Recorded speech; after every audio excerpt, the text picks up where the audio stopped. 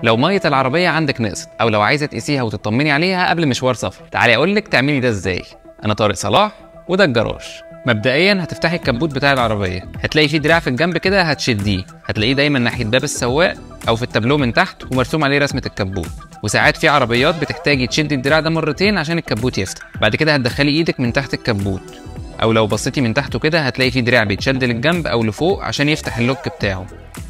بعد كده هتلاقي عندك في الكبوت 3 قرب. اول واحده هتلاقيها ناحيه السواق في صدر العربيه دايما، وراها حاجه سودا كبيره كده، دي بتاعه زيت الفرامل، ما تجيش ناحيتها دلوقتي ولا تفتحيها. بعد كده هتلاقي مكانين ليهم غطا، واحده بتاعه المساحات ودي بتبقى على اليمين او على الشمال، بس اللي مميز فيها انك هتشوفي الزور بتاعها بس، لكن القربه نفسها مش هتشوفيها عشان بتبقى موجوده تحت. اما بقى قربه الميه هتلاقيها موجوده وواضحه قدامك، وغالبا هتبقى ناحيه الشمال ناحيه الراكب الامامي.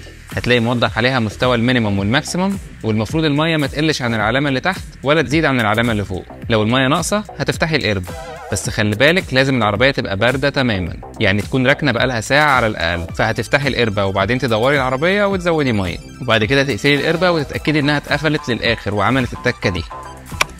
وطبعا ما تزوديش ميه من الحنفيه، هتجيبي ازازه ميه مقطره وتزودي بيها. ولو اضطريتي تحطي ميه عاديه حطي ميه عاديه وروحي مشوارك، بس في اقرب وقت تروحي لحد فاهم ينزل الميه كلها ويحط لك الميه الاصليه بتاعه العربيه عشان ما تعملش صدى في الدوره.